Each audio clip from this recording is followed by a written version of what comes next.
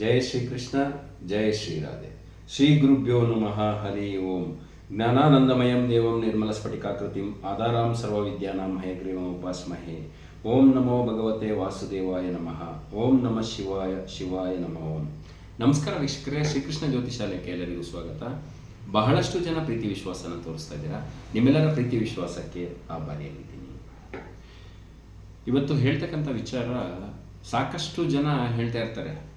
ನೀವು ಸಾಧಾರಣವಾಗಿ ಮಾತಾಡುವಾಗ ಕೇಳ್ತೀರ, ನಿಮ್ಮ ಅಕ್ಕಪಕ್ಕದಲ್ಲೋ, ಸ್ನೇಹಿತರಲ್ಲೋ ಅಥವಾ ರಿಲೇಷನ್ಸಲ್ಲೋ, ಯಾಕೋ ನನ್ನ ಟೈಮೇ ಚೆನ್ನಾಗಿಲ್ಲ. ಅದರ ರಿಲೇಟೆಡ್ಡು ವಿಡಿಯೋ ಇರ್ತಕ್ಕಂಥದ್ದು ಕಂಪ್ಲೀಟಾಗಿ ಕೊನೆವರೆಗೂ ನೋಡಿ. ಬಹಳಷ್ಟು ಜನ ಹೇಳೋದನ್ನ ಕೇಳಿರ್ತೀರ. ಯಾಕೆ ಇವತ್ತು ಈ ವಿಚಾರನ ತಗೊಂಡಿದ್ದೀನಿ ಅಂದರೆ, ತುಂಬ ಜನ ಈ ಒಂದು ಮಾತನ್ನು ಸಾಕಷ್ಟು ಆಡ್ತಾ ಇರ್ತೀರ. ಈ ವಿಡಿಯೋನ ನೋಡಿದ ನಂತರ ನಿಮ್ಮನ್ನು ನೀವು ಖಂಡಿತ ಬದಲಾಯಿಸ್ಕೊಳ್ಳಿ ಅಂತ ನಾನು ಹೇಳ್ತೀನಿ. ನಾನು ಯಾವತ್ತಿಗೂ ಕೂಡ ಆ ಮಾತನ್ನು ಹೇಳೋಕ್ಕೆ ಹೋಗಲ್ಲ. ಯಾಕೆ ಅನ್ನೋ ಕಾರಣನೂ ಕೂಡ ಉದಾಹರಣೆ ಸಮೇತ ಕೊಡ್ತೀನಿ. ಸಾಕಷ್ಟು ವಿಷಯಗಳನ್ನು ಕೆಲವೊಂದು ಪುಸ್ತಕಗಳಿಂದ, ಕೆಲವು ಗುರು ಹಿರಿಯರಿಂದ ತಗೊಂಡು ನಾನಿಲ್ಲಿ ವಿಡಿಯೋನ ಹಾಕ್ತಕ್ಕಂಥದ್ದು. ಮೊದಲನೇದಾಗಿ ನನಗೆ ಈ ವಿದ್ಯೆನೇ ಕಲಿಸಿರ್ತಕ್ಕಂಥ ನನ್ನ ಪೂಜ್ಯ ಗುರುಗಳಾದಂಥ ಡಾಕ್ಟರ್ ದಿನೇಶ್ ಗುರೂಜಿಯವರ ಪಾದಾರವಿಂದಗಳಿಗೆ ಪ್ರಣಾಮಗಳು. ಒಂದು ಹಳ್ಳಿ ಪ್ರದೇಶ ಇರುತ್ತೆ. ಅಲ್ಲಿ ಒಬ್ಬ ಹುಡುಗ, ಅಂದರೆ ಬೆಳವಣಿಗೆ ಹಂತದಲ್ಲಿರೋ ಒಂದು 12-14 ವರ್ಷದ ಹುಡುಗ ಚಿತ್ರಕಾರನಾಗಿರ್ತಾನೆ. ಚಿತ್ರ ಬರೀತಕ್ಕಂಥ ಒಂದು ವೃತ್ತಿ ಅಂದರೆ ಅವನಿಗೆ ಅದು ಯಾವಾಗಲೂ ಆಸಕ್ತಿ. ವಿದ್ಯಾಭ್ಯಾಸದ ಜೊತೆಗೆ ಚಿತ್ರ ಬರೀತಕ್ಕಂಥ ಒಂದು ಕೆಲಸನ ಮಾಡ್ತಾ ಇರ್ತಾನೆ. ಆ ದೇವಸ್ಥಾನಕ್ಕೆ ಯಾವಾಗಲೂ ಬರ್ತಾ ಇರ್ತಾನೆ. ಪ್ರತಿ ದಿವಸ ದೇವಸ್ಥಾನದ ಅರ್ಚಕರು ನನಗೊಂದು ಒಳ್ಳೆಯ ಚಿತ್ರನ ಬರ್ಕೊಡಪ್ಪ ಅಂತ ಹೇಳ್ತಾರೆ. ಆಗ ಆ ವ್ಯಕ್ತಿ ಹೇಳ್ತಾನೆ, ನನಗೆ ಈ ಒಳ್ಳೆಯ ಚಿತ್ರನ ಬರೆಯೋದಕ್ಕೆ ಸರಿಯಾದ ಬಾಲಕ ಸಿಗಬೇಕು, ಹಾಗಾಗಿ ಊರಿನಲ್ಲಿರೋ ಎಲ್ಲ ಮಕ್ಕಳನ್ನು ಸೇರಿಸಿ ಅಂತ ಅವನು ಹೇಳ್ತಾನೆ. ಆನಂತರ ಆ ಅರ್ಚಕರು ಊರಿನಲ್ಲಿರ್ತಕ್ಕಂಥ ಎಲ್ಲ ಮಕ್ಕಳನ್ನು ಸೇರಿಸ್ತಾರೆ. ಅದರಲ್ಲಿ ಒಬ್ಬ ಹುಡುಗನನ್ನು ನೋಡಿ ಅವನ ರೀತಿಯಲ್ಲೇ ಕೃಷ್ಣನ ಒಂದು ಚಿತ್ರವನ್ನು ಬಿಡಿಸ್ತಾನೆ. ಆ ಒಂದು ಬಿಡಿಸಿರ್ತಕ್ಕಂಥ ಚಿತ್ರ ಎಲ್ಲ ಕಡೆಯನ್ನು ತುಂಬ ಇವನಿಗೆ ಪ್ರಶಂಸೆ ಬರುತ್ತೆ. ಮತ್ತು ಅವನೊಬ್ಬ ಪ್ರಸಿದ್ಧ ಚಿತ್ರಕಾರನಾಗಿ ಬದಲಾಗ್ತಾನೆ. ಆ ವ್ಯಕ್ತಿ ಕಾಲಾನಂತರ ದೇಶ ವಿದೇಶಗಳಲ್ಲೆಲ್ಲ ಹೆಸರು ಮಾಡ್ತಾನೆ. ಬೇರೆ ಕಡೆ ಹೋಗಿ, ಅಂದರೆ ವಿದೇಶದಲ್ಲಿ ಹೋಗಿ ನೆಲೆಸಿರ್ತಾನೆ. ಒಂದು ಬಾರಿ ಅವನಿಗೆ ತುಂಬ ವರ್ಷಗಳ ನಂತರ ಈ ಊರು ಹೇಗಿದೆ, ನಾನು ಬೆಳೆದಿರ್ತಕ್ಕಂಥ ಊರು ಹೇಗಿದೆ ಅಂತ ಹೇಳಿ ವಾಪಸ್ ಬರ್ತಾನೆ. ಮತ್ತೆ ಅರ್ಚಕರನ್ನು ಭೇಟಿ ಮಾಡ್ತಾನೆ. ನಮಸ್ಕರಿಸಿ, ಗುರುಗಳೇ, ನಾನು ಈ ಒಂದು ಚಿತ್ರ ಬರೆದಿದ್ದರಿಂದನೇ ದೇಶ ವಿದೇಶದಲ್ಲಿ ಕೃಷ್ಣನ ಒಂದು ಆಶೀರ್ವಾದದಿಂದ ಪ್ರಖ್ಯಾತಿಯನ್ನು ಪಡೆದಿದ್ದೀನಿ. ಇದನ್ನು ಇನ್ನೂ ಪರಿಪೂರ್ಣ ಮಾಡಬೇಕು ಅನ್ನೋ ಒಂದು ಆಸಕ್ತಿ ಇದೆ ಅಂತ ಹೇಳ್ತಾನೆ. ಯಾಕೆ ಚಿತ್ರ ಚೆನ್ನಾಗಿದೆಯಲ್ಲ ಅಂತ ಅರ್ಚಕರು ಕೂಡ ಹೇಳ್ತಾರೆ. ಆದರೆ ಕೃಷ್ಣನ ಒಂದು ಚಿತ್ರದಲ್ಲಿ ಇನ್ನೊಂದು ಚಿತ್ರವನ್ನು ಬರೀಬೇಕು ಅಂತ ಹೇಳಿ ಅವನು ಒಬ್ಬ ವ್ಯಕ್ತಿಗಾಗಿ ಹುಡುಕ್ತಾ ಹೋಗ್ತಾನೆ. ಆ ಹುಡುಕ್ದಾಗ ಅವನಿಗೆ ಆ ವ್ಯಕ್ತಿ ಸಿಗೋದಿಲ್ಲ.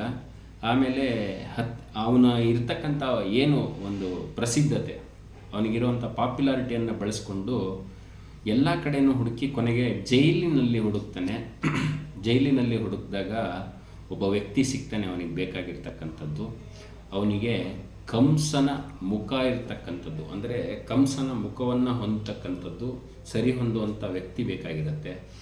ಆ ವ್ಯಕ್ತಿಯನ್ನು ಕರ್ಕೊಂಡು ಬಂದು ಚಿತ್ರವನ್ನು ಬಿಡಿಸ್ತಾನೆ, ಅಲ್ಲೇ ಕೂರಿಸ್ಕೊಂಡು ಕೃಷ್ಣನ ಪಕ್ಕದಲ್ಲಿ. ಆ ನಂತರ ಚಿತ್ರ ಪರಿಪೂರ್ಣತೆಯನ್ನು ಹೊಂದುತ್ತೆ. ಕಂಪ್ಲೀಟ್ ಆದಮೇಲೆ ಯಾರು ಬಂದಿರ್ತಾನೆ ಕಂಸನ ಒಂದು ಚಿತ್ರದಲ್ಲಿ, ಅವನು ಅಳೋದಕ್ಕೆ ಶುರು ಮಾಡ್ತಾನೆ. ಆವಾಗ ಗ್ರಾಮಸ್ಥರು ಮತ್ತು ಅರ್ಚಕರು ಮತ್ತು ಈ ಚಿತ್ರ ಬರಿತಿರ್ತಕ್ಕಂಥ ಹುಡುಗ ಎಲ್ಲರೂ ಕೇಳ್ತಾರೆ, ಯಾಕಪ್ಪ ಅಳ್ತಾ ಇದೆಯಾ ಅಂತ. ಆವಾಗ ಆ ವ್ಯಕ್ತಿ ಹೇಳ್ತಾನೆ, ನಾನು ಚಿಕ್ಕ ಬಾಲಕನಾಗಿದ್ದಾಗ ಬಿಡಿಸಿದ್ದಂಥದ್ದು ನಂದೇ ಕೃಷ್ಣನ ಚಿತ್ರ. ಇವತ್ತು ನನ್ನ ಒಂದು ಚಿತ್ರವನ್ನೇ ಕಂಸನ ರೂಪದಲ್ಲಿ ಬಿಡಿಸಿದರೆ ಅದು ಕೂಡ ಸರಿ ಹೊಂದ್ತಾ ಇದೆ. ಮನುಷ್ಯನಿಗೆ ಸಮಯ ಅಂತಕ್ಕಂಥದ್ದು ಎಲ್ಲವನ್ನೂ ಕೂಡ ಕಿತ್ಕೊಂಡು ಬಿಡುತ್ತೆ. ಕೆಲವೊಂದು ಸಲ ಆಪಾದನೆಗಳು, ನಿಂದನೆಗಳು ಇವೆಲ್ಲವನ್ನು ಬರುತ್ತೆ ಅಂತ ಹೇಳಿದಾಗ ಎಲ್ಲರಿಗೂ ಕಣ್ಣಲ್ಲಿ ನೀರು ತುಂಬಿಕೊಳ್ಳುತ್ತೆ. ಅವನಿಗೆ ಒಂದು ಕರ್ಮದ ಆಧಾರಿತವಾಗಿ ಪನಿಷ್ಮೆಂಟ್ ಸಿಕ್ಕಿರುತ್ತೆ. ಆ ಚಿತ್ರ ಕೂಡ ಕಂಪ್ಲೀಟ್ ಆದ ನಂತರ ಭಗವಂತನ ಆಶೀರ್ವಾದದಿಂದ ಅವನು ಬಿಡುಗಡೆಯನ್ನು ಅಂತಾನೆ ಜೈಲಿಂದ. ಇದು ಒಂದಿಷ್ಟು ನಾನು ಪುಸ್ತಕಗಳಲ್ಲಿ ಓದಿ ತಿಳಿದಿರ್ತಕ್ಕಂಥ ಮಾಹಿತಿ. ಯಾಕೆ ಇದನ್ನು ಹೇಳಿದೆ ಅಂದರೆ, ಗುಡ್ ಟೈಮ್ ಮತ್ತು ಬ್ಯಾಡ್ ಟೈಮ್ ಈ ವಿಚಾರವನ್ನು ಮಾತಾಡ್ತಾ ಇದ್ದೆ. ಮನುಷ್ಯನ ಸಮಯ ಚೆನ್ನಾಗಿದ್ದಾಗ ನೀವು ಕೃಷ್ಣನಾಗೆ ಕಾಣ್ತೀರಾ, ಮನುಷ್ಯನ ಸಮಯ ಚೆನ್ನಾಗಿಲ್ಲ ಅಂದಾಗ ಕಂಸನಾಗೂ ಕಾಣ್ತೀರಾ. ಹಾಗಾಗಿ ಭಗವಂತ ಒಂದು ವಿಚಾರ ಹೇಳಿದ್ದೀನಿ, ಯಾವಾಗಲೂ ಸಮಾಧಾನಕರ ಸ್ಥಿತಿಯಲ್ಲೇ ಇರಿ. ನೀವು ತುಂಬ ಖುಷಿಯಾದಾಗ್ಲೂ ಸಮಾಧಾನವಾಗಿರಿ, ತುಂಬ ಕಷ್ಟದಲ್ಲಿದ್ದಾಗಲೂ ಸಮಾಧಾನವಾಗಿರಿ, ಎರಡೂ ಸಮಯದಲ್ಲಿ ನನ್ನ ನೆನೆಸ್ಕೊಳ್ಳಿ ಅಂತ ಹೇಳ್ತಾನೆ. ಯಾವುದೇ ವ್ಯಕ್ತಿಗೆ ಯಾರೂ ಕೂಡ ಆ ಒಂದು ನಮ್ಮದು ಬ್ಯಾಡ್ ಟೈಮ್ ಅಂತ ಮಾತಾಡಬೇಡಿ. ಯಾಕೆಂದರೆ ಯಾರೂ ಇಲ್ಲಿ ಬೆಡ್ ರಿಡನ್ ಆಗಿ ತುಂಬ ವರ್ಷಗಳಿಂದ ಹಾಸಿಗೆಯಲ್ಲಿ ಮಲಗಿಲ್ಲ, ಅಥವಾ ಯಾರಿಗೋ ಕೈ ಕಾಲು ಇಲ್ದಲೇ ಅವರು ತೆವಳುವಂಥ ಪರಿಸ್ಥಿತಿಯಲ್ಲಿಲ್ಲ, ಅಥವಾ ಯಾವುದೇ ರೀತಿ ಕಣ್ಣು ಕಾಣದೇ ಇರುವಂಥ ಪರಿಸ್ಥಿತಿ, ಅಥವಾ ಬೇರೆ ಯಾವುದಾದ್ರು ಕಾಯಿಲೆಗಳಿಂದ ದೀರ್ಘಕಾಲದಿಂದ ಬಳಲ್ತಾ ಇರೋದು, ಇದನ್ನೂ ಕೂಡ ಬ್ಯಾಡ್ ಟೈಮ್ ಅಂತ ಕನ್ಸಿಡರ್ ಮಾಡೋಕ್ಕಾಗಲ್ಲ. ಅವರವರ ಕರ್ಮಾಧಾರಿತವಾಗಿ ಭಗವಂತ ಕೊಟ್ಟಿರ್ತಕ್ಕಂಥ ಪನಿಷ್ಮೆಂಟ್ ಆಗಿರುತ್ತೆ. ಹಾಗಾಗಿ ಬ್ಯಾಡ್ ಟೈಮ್ ಅನ್ನೋ ವಿಚಾರನ ದಯವಿಟ್ಟು ಯಾರು ಹೇಳಬೇಡಿ. ಪ್ರತಿಯೊಬ್ಬ ವ್ಯಕ್ತಿಗೂ ಕೂಡ ಅವನಿಗೆ ಬ್ಯಾಡ್ ಟೈಮ್ ಅನ್ನೋವಂಥದ್ದು ಅವನಿಗೆ ಅಂದ್ಕೊಂಡಿರೋಂಥ ಯಾವುದೋ ಒಂದು ಕೆಲಸ ಆಗದೇ ಇರ್ಬೋದು, ಆದರೆ ಅವನಿಗೆ ಸಮಯಕ್ಕೆ ಸರಿಯಾಗಿ ಊಟ ತಿಂಡಿ ಸಿಗತ್ತೆ, ಮತ್ತು ಕುಡಿಯೋದಕ್ಕೆ ಕಾಫಿ ಟೀ ಹಾಲು ಈ ರೀತಿ ಅವನಿಗೆ ಏನು ಬೇಕೋ ಅದೆಲ್ಲವನ್ನು ತಗೊಳ್ಳೋ ಶಕ್ತಿ ಕೊಟ್ಟಿರ್ತಾನೆ. ಮನೆ ಇರೋದಕ್ಕೆ ಬಾಡಿಗೆ ಮನೆಯೋ ಭೋಗ್ಯದ ಮನೆಯನ್ನು ಕೊಟ್ಟಿರ್ತಾನೆ. ಅದನ್ನು ಬಿಟ್ಟು ಕೂಡ ಓಡಾಡೋದಕ್ಕೆ 2 ವೀಲರು 4 ವೀಲರು ಏನೋ ಒಂದಿರುತ್ತೆ. ಆದರೂ ಕೂಡ ನಂದು ಬ್ಯಾಡ್ ಟೈಮ್ ಅಂತ ಹೇಳಿದಾಗ ಕೊಟ್ಟಿರುವಂಥ ಭಗವಂತನೇ ವಾಪಸ್ ತಗೊಳ್ಳೋ ಸಾಧ್ಯತೆಗಳಿರುತ್ತೆ. ಹಾಗಾಗಿ ನಿಮಗೆ ಈ ಕ್ಷಣ ಏನು ಭಗವಂತ ಒಂದು ಸುಖವನ್ನು ಕೊಟ್ಟಿದ್ದಾನೆ ಅದನ್ನು ಸಂತೋಷದಿಂದ ಅನುಭವಿಸಿ. ಯಾವುದೇ ಕಾರಣಕ್ಕೂ ನಂದು ಬ್ಯಾಡ್ ಟೈಮ್, ನಂದು ಯಾವುದೋ ಕೆಲಸಗಳಾಗ್ತಾ ಇಲ್ಲ ಅಂತ ಹೇಳಬೇಡಿ. ನಿಮಗೆ ಜೀವನ ಮತ್ತು ಜೀವ ಎರಡೂ ಇದೆ ಅಂತ ಹೇಳಿದಾಗ ನಿಮ್ಮ ಟೈಮ್ ಯಾವಾಗಲೂ ಗುಡ್ಡಾಗೇ ಇರುತ್ತೆ, ಬ್ಯಾಡ್ ಆಗಿ ಕನ್ವರ್ಟ್ ಆಗೋದೇ ಇಲ್ಲ. ನೀವು ನಂಬಿಕೆ ಇಟ್ಟಿರ್ತಕ್ಕಂಥ ದೇವರು ಸದಾಕಾಲ ನಿಮ್ಮ ಜೊತೆಯಲ್ಲಿ ಯಾವಾಗಲೂ ಇರ್ತಾನೆ. ಹಾಗಾಗಿ ದಯವಿಟ್ಟು ಯಾರೂ ಕೂಡ ನಂದು ಬ್ಯಾಡ್ ಟೈಮ್ ನಡೀತಾ ಇದೆ, ಹಾಗಾಗಿ ಗುಡ್ ಟೈಮ್ ಬ್ಯಾಡ್ ಟೈಮ್ ಅನ್ನೋದು ಜಾಸ್ತಿ ಪ್ರಸ್ತಾಪ ಮಾಡೋಕ್ಕೆ ಹೋಗಬೇಡಿ. ಯಾವಾಗಲೂ ಪಾಸಿಟಿವ್ ಆಗಿ ಥಿಂಕ್ ಮಾಡಿ. ಯಾವಾಗಲೂ ಗುಡ್ ಟೈಮಲ್ಲೇ ಇರುತ್ತೆ. ಯಾವುದೋ ಒಂದು ಕೆಲಸ ಆಗಲಿಲ್ಲ ಅಂದರೆ ಅದರಿಂದ ಏನೋ ತೊಂದರೆ ಆಗುವಂಥ ವಿಚಾರವನ್ನು ಭಗವಂತ ನಿಮಗೆ ತಪ್ಪಿಸಿರ್ತಾನೆ. ಮತ್ತು ಯಾರಿಗೆ ಏನನ್ನು ಕೊಡಬೇಕು ಅಂತ ಅಳೆದು ತೂಗಿ ಕರೆಕ್ಟಾಗಿ ಕೊಟ್ಟಿರ್ತಾನೆ. ಅದನ್ನು ಬಿಟ್ಟು ಬೇರೆ ಯಾವುದೇ ವಿಷಯದಲ್ಲಿ ಅನಾವಶ್ಯಕವಾಗಿ ತಲೆ ಕೆಡಿಸ್ಕೋಬೇಡಿ. ನಮ್ಮ ಗುರುಗಳು ಕೂಡ ಹೇಳ್ತಾ ಇರ್ತಾರೆ ಯಾವಾಗಲೂ, ಯಾವಾಗ ಮನುಷ್ಯ ತನಗೆ ಇನ್ನಷ್ಟು ಬೇಕು ಅಂತಾನೆ ಆವಾಗ ಕರ್ಮದ ಹೊರೆ ಜಾಸ್ತಿ ಆಗುತ್ತೆ. ಯಾವಾಗ ಸಾಕು ಅಂತಾನೆ ಆವಾಗ ಹಿಂದಿನ ಜನ್ಮದ ಏನು ಕರ್ಮದ ಹೊರೆ ಇರುತ್ತೆ ಅದನ್ನು ಮನುಷ್ಯ ಕಡಿಮೆ ಮಾಡ್ಕೊಳ್ತಾ ಹೋಗ್ತಾನೆ. ಈ ಒಂದು ವಿಚಾರನ ಎಲ್ಲರೂ ಅವರವ್ರ ಜೀವನದಲ್ಲಿ ಅಳವಡಿಸ್ಕೊಡಿ.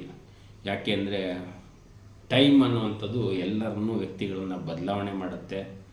ಯಾವ್ಯಾವುದೋ ಪೊಸಿಷನ್ಲಿದ್ದವ್ರನ್ನ ಬೇರೆ ಕಡೆಗೆ ಕರ್ಕೊಂಡು ಹೋಗಿ ಕೂರಿಸುತ್ತೆ. ಆವಾಗಲೂ ಕೂಡ ತಾಳ್ಮೆಯಿಂದ ಸಮಾಧಾನದಿಂದ ನಗ್ತಾ ಇರಿ. ಇದು ಎಲ್ಲರ ಜೀವನಕ್ಕೆ ತುಂಬ ಸ್ಫೂರ್ತಿದಾಯಕವಾಗಿರುತ್ತೆ. ಈ ಇಷ್ಟು ವಿಚಾರಗಳನ್ನ ಇವತ್ತು ವಿಡಿಯೋ ಮೂಲಕ ಹೇಳಬೇಕು ಅನಿಸ್ತು, ಹಾಗಾಗಿ ಹಂಚ್ಕೊಂಡಿದ್ದೀನಿ. ಎಲ್ಲರಿಗೂ ಆ ಶ್ರೀಕೃಷ್ಣ ಪರಮಾತ್ಮ ಸುಖ ಸಂತೋಷ ಸಮೃದ್ಧಿ ಆರೋಗ್ಯ ಐಶ್ವರ್ಯ ಇದೆಲ್ಲದನ್ನೂ ಕೊಟ್ಟು ಸದಾಕಾಲ ಸಂತೋಷದಿಂದ ಇರಲಿ. ಎಲ್ಲರದ್ದು ಆಲ್ವೇಸ್ ಗುಡ್ ಟೈಮೇ ನಡೀತಾ ಇರಲಿ. Thank you so much. ಎಲ್ಲರಿಗೂ ಒಳ್ಳೆಯದಾಗಿ.